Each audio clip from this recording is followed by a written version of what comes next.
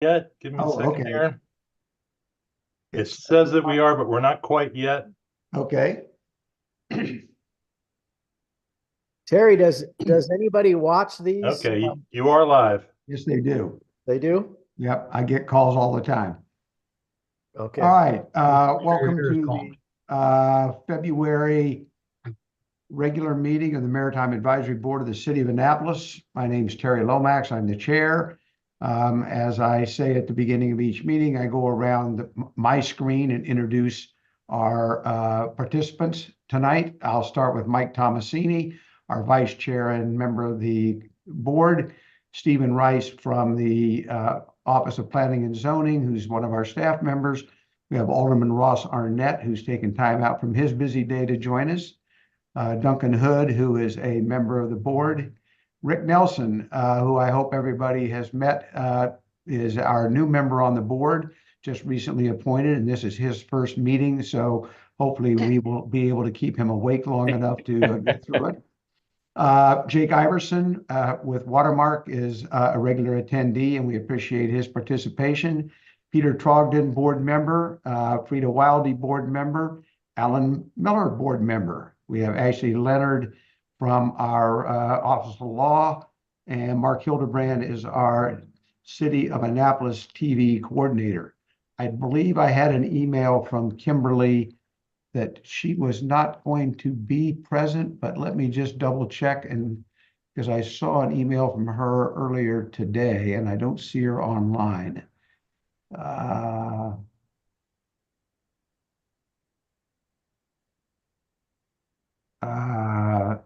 Oh no, she says see you tomorrow, so maybe she's got the same problem we have.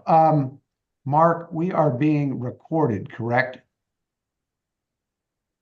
Yes, sir. You're being live streamed to YouTube and recorded simultaneously. Okay, so Kimberly, if she joins us late, isn't going to miss anything. She can always go back and play the tape and see what we see what she missed.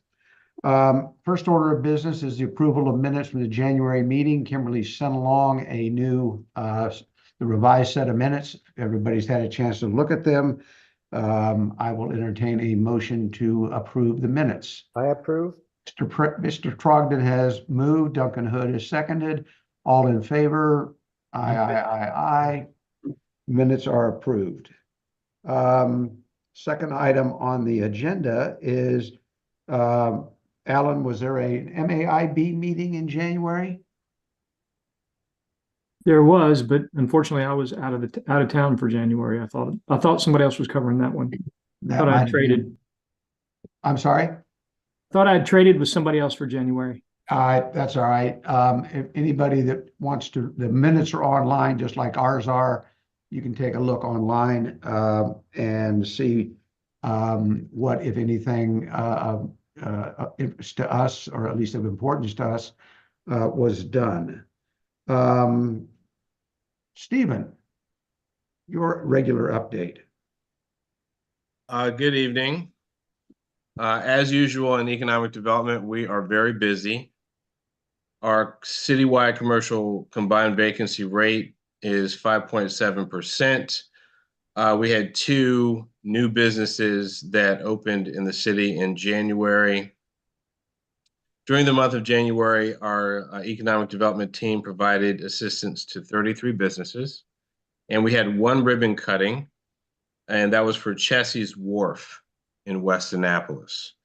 Probably the event that took up most of our time was the flooding event. We were on the front end of the flood working with emergency management to get the necessary notifications out to the business community about the coming flood. And we had a lot of work after the actual flood event in trying to provide assistance to businesses that were impacted. So the mayor also had a press conference that we participated in with the state of emergency, and we talked about the Bolt Fund. But I would definitely say that the flooding probably took up the bulk of our activity during the month of January. Did the flooding do a was it, I guess, what's that temporary barrier that they've been that was put in on, what is it, the end of Newman Street, I think? Yeah, it's not the, It's the Dutch one. yeah, there are a couple, it's not the Dutch door dam, but it's something like that. Yeah, I forgot the exact name. Was it, It was deployed twice, was it, actually. was it, was there a noticeable difference in the impact of the flooding with the Dutch wall? I assume we didn't have anybody with their thumb in it, in the dike. Yeah, well, from what I have heard from, I believe Public Works, yes, it did have a significant impact. It was positive. Maybe Alderman Arnett was there any, did the council get enlightened on whether that had any positive or negative effect? Yes, it's been deployed twice. The first time, which was the higher flooding thing, water was creeping around the ends of it. So there was some water on Compromise, though not as bad. The second time, I don't think Compromise was closed at all. It wasn't as big a high water incident. We still don't have the full complement of them. And I think once we get them, I think it'll be a pretty effective system for keeping water off of Compromise. Ross or Terry, just because we have some people watching tonight, could you explain how that dam works? Yeah, it's a collapsible system that you deploy, you anchor on both ends, and it actually fills with water on the water side and creates a barrier. And it's been pretty effectively used around the world. And it was something that when some of the alderpersons went to the Netherlands, they got to see deployed there and came away quite impressed. Yeah, great. Thank you. Where, and maybe you don't know, and it's something to ask Public Works, where are the other ones going to be deployed? Well, that's a ticklish question. Right now, we don't have a permanent solution with the city dock plan for Compromise Street. So until we get more fulsome cooperation with some of the property owners along there, it'll be deployed along Compromise. Okay. Stephen, anything else for you to report? No, that's it for me. All right. I don't see our harbor master, but she did send, and I don't know, I did not get a chance to read it. It came in about 3:15 this afternoon. She did updated her multi-project report. And I encourage everyone just to take a look at it. I will take a look at it and probably I talked to Kimberly about is. I'm sorry? Oh, somebody said something about the web, but it might have been me.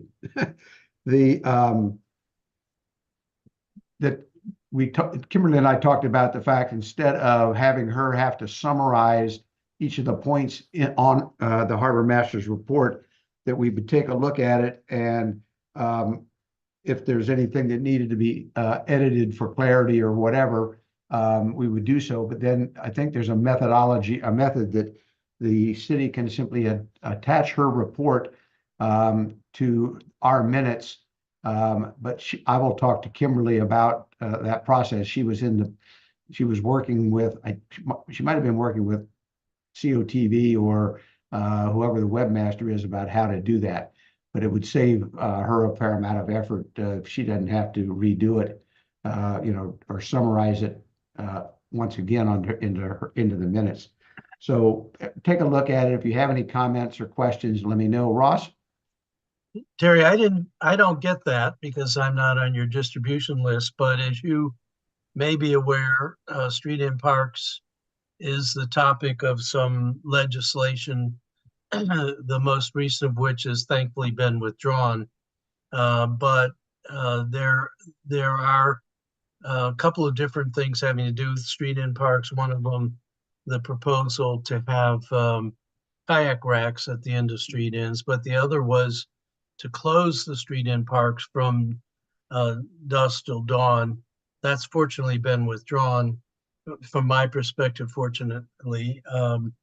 And I think there's going to be a much more localized fix that will be reproposed. But I certainly don't get as a routine any update on street and parks. And as Ward 8 has the most of them, it would be something that would be useful information for me. So I would think it would be stuff that all of the council should see. I will actually, what I will do is I will do forward right now, and then I will remind Beth to add you on. Actually, all three council members should be on it. While you're at it, Terry, I didn't get it either, so. I suspect she doesn't have Rick on it either. I will at least send it to Ross right now, and then I will make sure it goes back out to everybody and my updated member list. Beth, send out. Yeah, I don't So think Ross, we got you it should either. have it. Thank you. You should have it now, and then Mike and I'll send it around to everybody else and make sure she gets everybody on the list. Great. So Ross and I briefly had a conversation earlier about the house barge legislation. There is house barge legislation currently on the books that allow, I believe it's one house barge in a per marina that has 50 or more slips. And this goes back to probably the 2000 aughts time frame when that was enacted.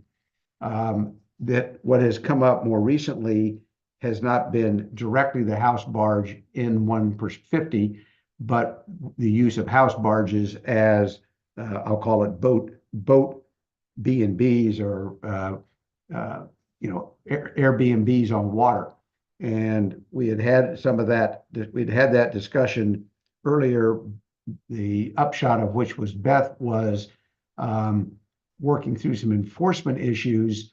But I believe, and Ross and I talked about it, at some point, we probably need to address the issue of boat B&Bs. And there's two aspects to it. One is a boat B&B in a commercial marina there's fire department access that's to a dock that's been inspected by the fire marshal, et cetera, et cetera. And the commercial marina, being a commercial marina, has basically the last say in the operation if they're permitted.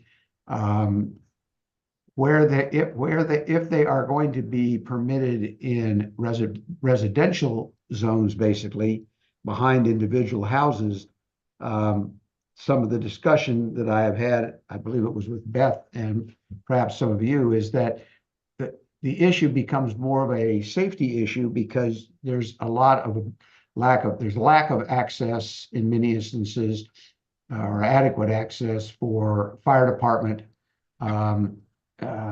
emergency equipment, et cetera, behind individual residences. You also have the issue of renting a boat, for example, with a propane stove, to someone who's never used a propane stove before. Most charter companies, if you were to charter a boat for a regular charter, excuse me, requires a boating resume, and they actually check you out to see if you ever been on a boat before or not. So there are some nuances that affect between the residential boat B&B and a commercial marina with a boat B&B that I think, and I suggest to Ross, is going to need some serious discussion, not only with planning and zoning from a licensing and but also from an inspection perspective, both particularly with the fire marshal in terms of both access as well as suitability for that. Duncan? Hey, Terry, the one house barge per marina with 50+ slips, is that a policy that's in place at this time, or is that proposed? No, that went in place about, I don't know, maybe 10, 15 years ago. We had I won't say a proliferation, but we had an issue with house barges, and actually they were being lived in or could be rented. And the compromise was to allow them on the 1 per 50, and that's in the code now. Right. And again, it was to, provide some degree of, I won't say monitoring or regulation, but some degree of oversight. Yeah. In a commercial marina, you've got a commercial marina, checking on all of their boats, and in the commercial marina sense. So Yeah, I do get that. The other question I have is, if you have a private boat owner in a commercial marina, acting as a B&B, does that fall under this house barge ruling, or is that a different animal?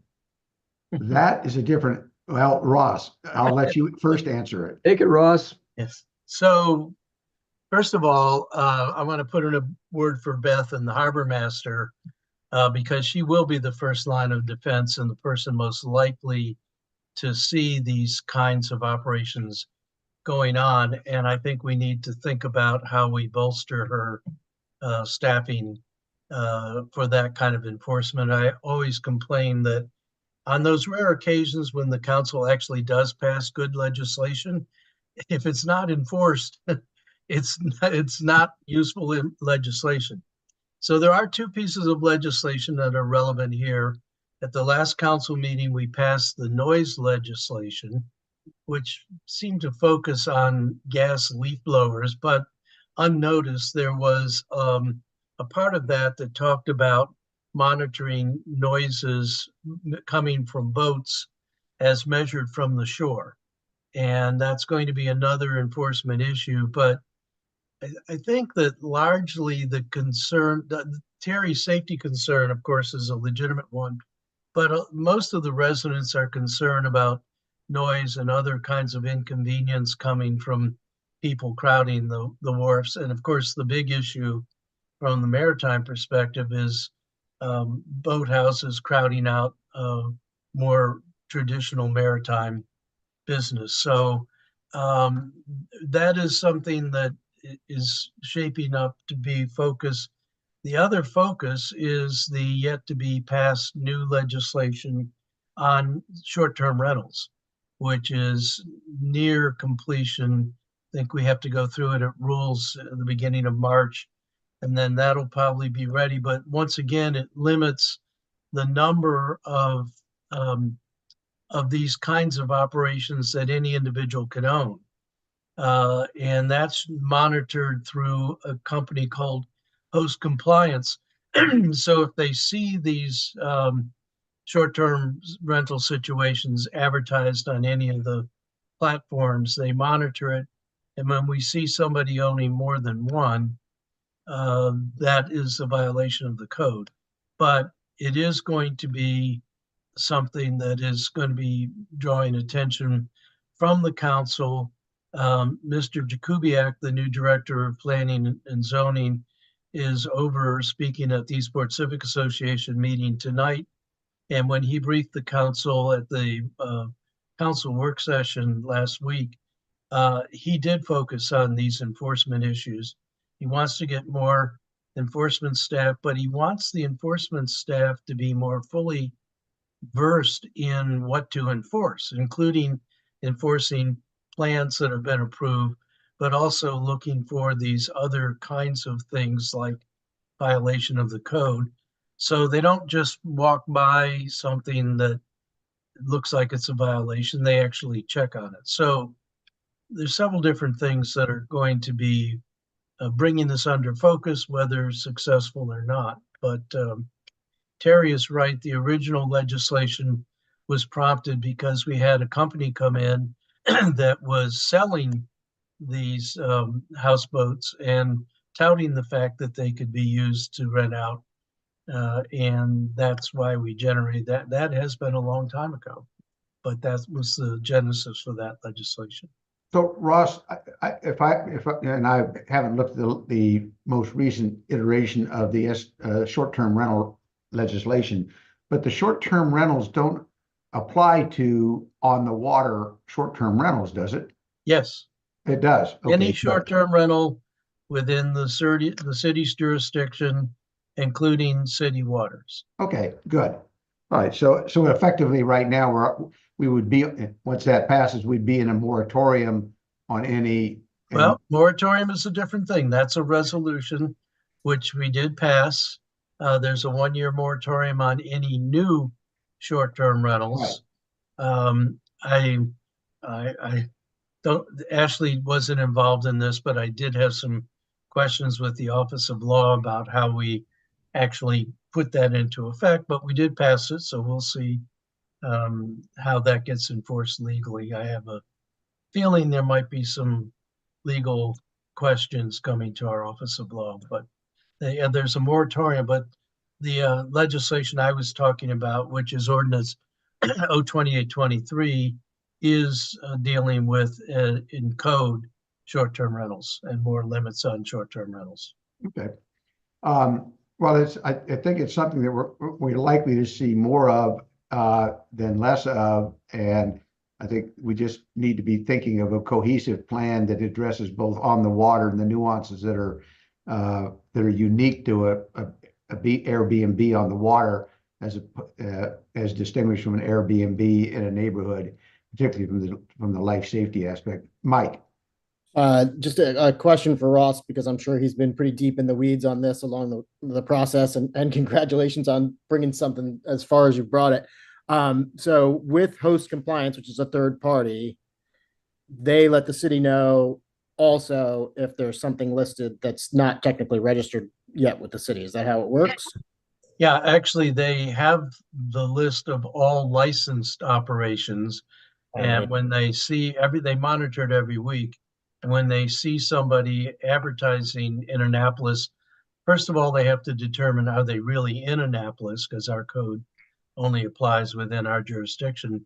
And then if they are in Annapolis, but they're not registered, and it's not commissioning week or boat show weeks, then they report them. So yeah, and I have had some concerns about how rigorous they are in their monitoring, but we're working with John Manessa, who's been very helpful on the short-term rental legislation. And he has some concerns as well, but like everyone else, he doesn't have enough staff to enforce everything.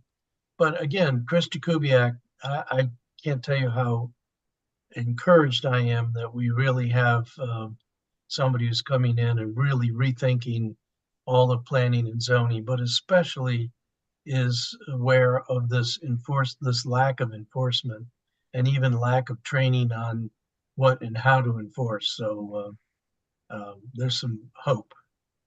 That's good. All right. The next item on the agenda, I don't see anybody here from on behalf of President's Point. So I assume that is still on hold, or at least there's discussions ongoing.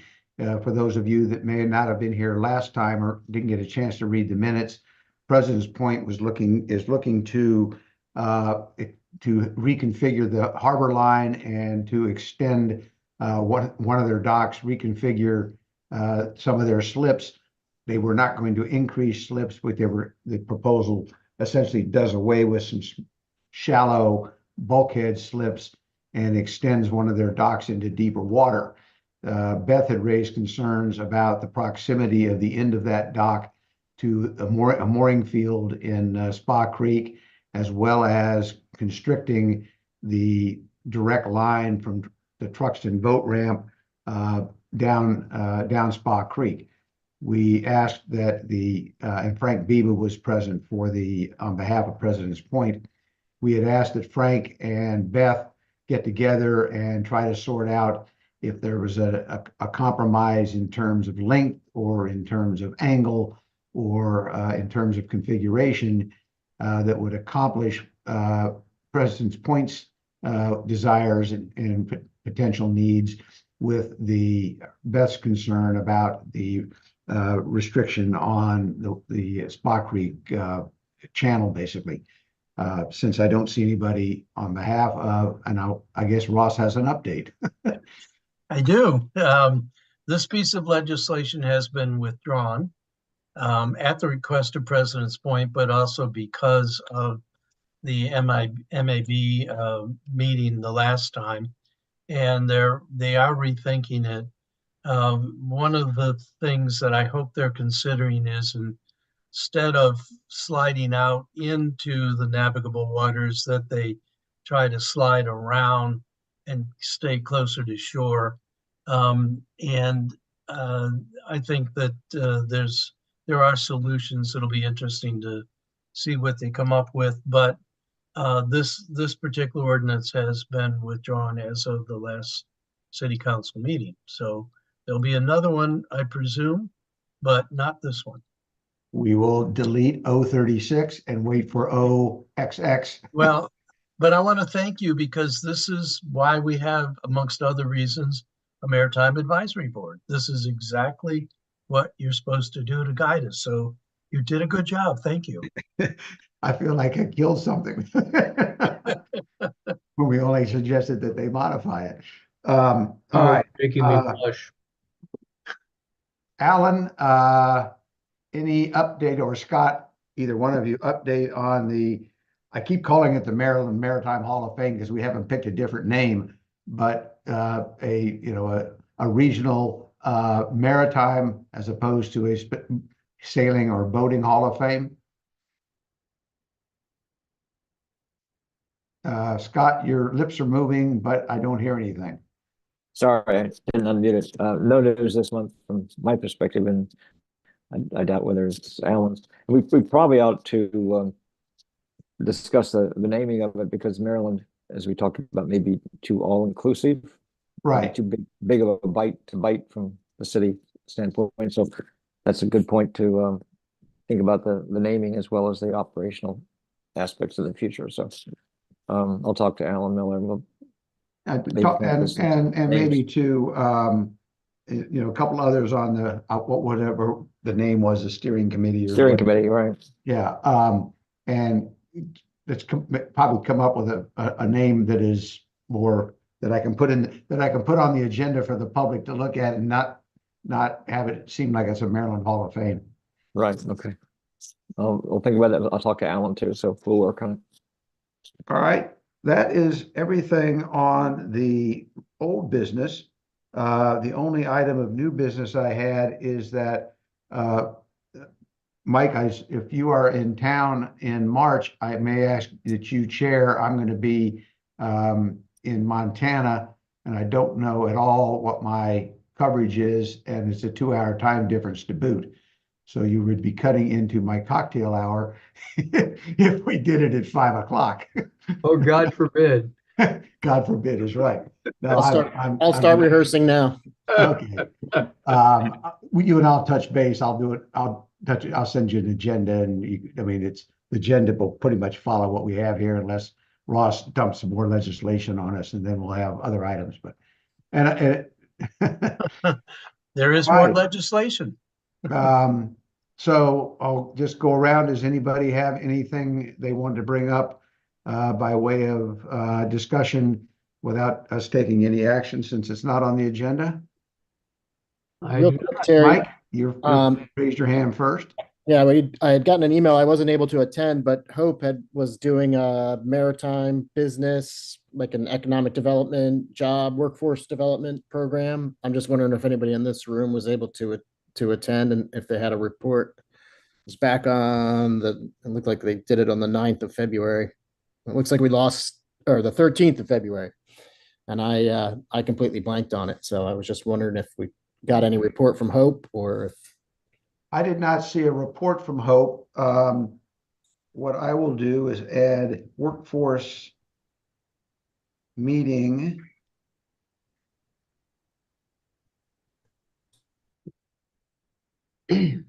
report to March and put Hope's name next to us and see if she can give us an update on how that went.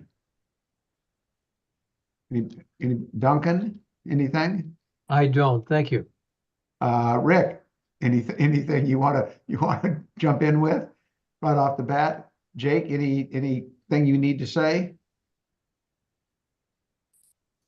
You can just shake your head. You don't have to turn it on. Yes, sorry about that. No, I don't have anything to add, but thank you. Peter? Nice to see you all. Nothing Yes. more. Thank you. Have fun, Washington State. Thank you. Frida? Nothing for me, thanks, but I would be interested in the March task, the workforce task force update. I was invited to attend to, but wasn't able to. But that's something I'm interested in. Thank you, Terry. Alan? Anybody tracking, is MTAM doing something, I think in a week and a half or so at the Fleet Reserve Club? I was just wondering if anybody was tracking that. I'm sorry, who was doing something? MTAM, John Stefanchek. Oh, Maritime Trades? Yeah. Is it the Fleet Reserve Club? I can send it to you, Alan. I don't know the date off the top of my head, but I can send you the email that I received. Yeah, is that their Thank kind of annual, their legislative session update? Correct. Yep. Which I guess does lead to the question, is there any any state level legislation pending that anybody knows of that has any impact on the city and what we have purview over? Well, that's good news. And then Terry, it looks like the next MIAB meeting for the county is on Monday. And that would be you. Okay, good. Well, we covered that. Yeah, perfect. And yeah, for Rick, I'm going to add you into the list. So the county has a Maritime Industry Advisory Board, which was formed sort of after this board was formed, and it does somewhat the same thing. They have obviously different geography than we do, but they meet a minimum of 4 times a year, and Hamilton Cheney, who is their chair, and I have stay in touch. And what I have done is created a schedule, just a rotating schedule, that each month somebody is assigned to attend, and they're online. Oh, okay. They're virtual. It's not a physical thing. To attend on behalf of, because the MAB is an ex officio member of the MIAB. So we're officially on that as an ex officio member. But since they only meet 4 times a month, 4 times a year thereabouts, it's hit and miss as to whether you hit the lottery and don't have to do anything. So I'll make a note to add you integrate you into the list. And that's what that first item is all about. Excellent. I'll look for that and I'll check my calendar, make sure I'm available for They're always the 4th Monday of the month, so they always follow the Monday following our meeting is typically their meeting. but you say it's 4 times a year, so is that January, April? It is not. Oh. Very slippery. It is sometimes As sometimes they're necessary. 2 months in a row, and then they might go, several months without meeting. Excellent. Well, I'll be looking for that then. Yeah, and like I say, it's random as to whether you actually have to do anything about it or not.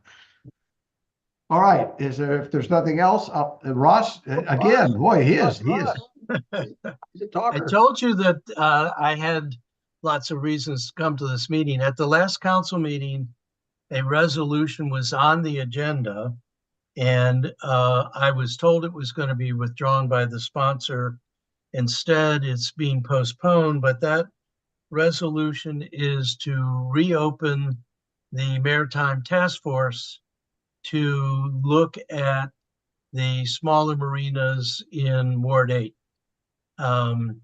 I pointed out to the sponsor, who did not consult with me about this resolution, that we have yet to receive the required report from 02521 that you authored, thank you, Terry, which requires that the Planning Commission, presumably with help from the staff, report on the impacts and pluses and minuses of that major change to the maritime districts. We have not received the report. When I asked staff, had we received any fees in the maritime fund, they were not even aware that there was a maritime fund. So I alert you because this is in the offing. I think that many of the principals, including Eileen Fogarty and the other two waterside alderpersons, are not particularly interested in reopening the maritime legislation until we find out what the last legislation accomplished or did not. My sense is there's been very little activity as a result of that, other than a dress shop in the WMM at the Annapolis City Marina. So I'm not sure. I have to admit, I faced that legislation with a lot of trepidation, but so far it does not seem to have done much. This new resolution is focused on developing triggers for smaller marinas that don't have 30-ton lifts or don't have field docks, etc., in order to expand the non-maritime things that they can do at those marinas. And I will gratuitously offer that this really makes me wary, because we're already having a lot of problems with parking because of the dining, the legislation that's allowing outdoor dining.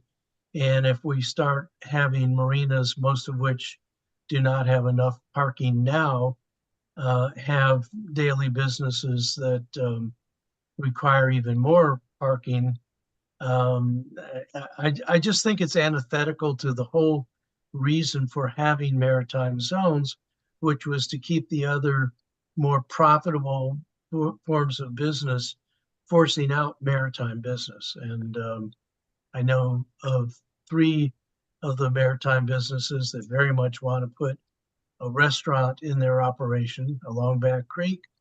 And while I think they could be really charming restaurants, they have no idea where those restaurant patrons are going to park. So put it on your radar. It's not been officially introduced, but it is hanging out there on the wings, and we're going to need MAB to weigh in, hopefully very analytically, on what this might portend. The resolution calls for forming a work group. I have nothing wrong with work groups. That doesn't bother me, particularly if they're gathering information. But I'd kind of like to know the result of our last maritime adventure before we get into a new one. So I alert you to that. And for those of you that may not recall, part of the 025, whatever what year it was, 21, 22, 21 legislation, we recognized that there were some businesses, particularly in Eastport, that were of a size or configuration that could not use the triggers that were being allowed. And the idea was that we would collect the data, and then based on that data and the report, any report from the Planning Commission, go back and revisit it. But it was predicated solely upon getting the information first, not putting the cart before the horse and enacting legislation. You know, it's like ready, aim, shoot, as opposed to ready, shoot, aim. And so I share with Ross concern that we're trying to advance legislation that before we have the information that was required in 025-21. Absolutely. And Ross, just make sure that obviously it gets referred to us because they're a bit of a stickler that we can't act if it's not referred. So I've run into that issue. Do you know the Believe number? me, I will be coming running to you with hat in hand saying, help. Do you have the numbers on the resolution, Ross? 4623. Or I can't, I don't, well, let's see, do I have it? I'm not sure I can put my hand on the folder. I can send Terry an email with the draft, the resolution and its contents. Actually, Terry, I think I did send it to you when I Yeah, first. if you just resend it, because Yeah. when it was tabled or postponed or whatever, you see, it's not on the, it wasn't on the agenda, so. Right. All right, oh, and so actually that leads me to, you did mention one thing, which is somewhat interesting about that legislation, and, perhaps some of the members here know, and I'm not asking anybody to tell me something that's still in the works, but we did allow a major expansion of the ability to have restaurants on Edgewood Road, and I did not see a rush to planning and zoning with applications for that, which was a little bit surprising. It may well be that it takes a little more time than 18 months, but I had expected at least one of the maritime marinas on Edgewood Road or one of the maritime properties on Edgewood Road to come in with a proposal for a restaurant. But at this point, Terry, there has been no push at Port Annapolis anyway, because we have an approved space already for snack bar, which is now turned into a bakery. It is doing very, very well. So I don't think anybody's motivated at our place to put something else. I'm not sure about Jabin's, but of course they have an established snack bar as well. Right. And I also, knowing the restaurant business a little bit, the way restaurant business would want a restaurant on the water, which is where all of the travel lifts and everything else that marinas live on operate. That's a little competition for you. Yeah, so I'm not sure that any operator would give up boat storage, which is a pretty benign moneymaker, to a restaurant. Yeah.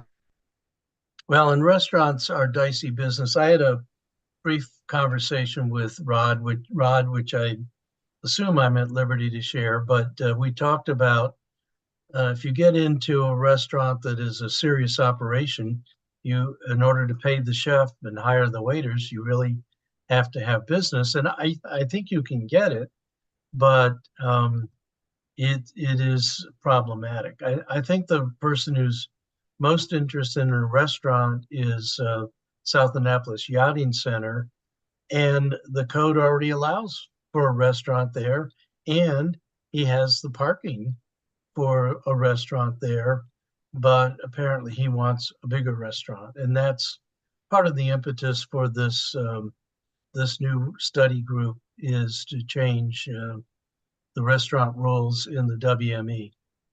And it's focused only on the WME. I'm going to step away for a minute and let my cleaning crew in the door. And then they will entertain a motion to adjourn. Let's have a motion to let the cleaning crew in. The MTAM event is March 4th at 6 p.m. at Fleet Reserve.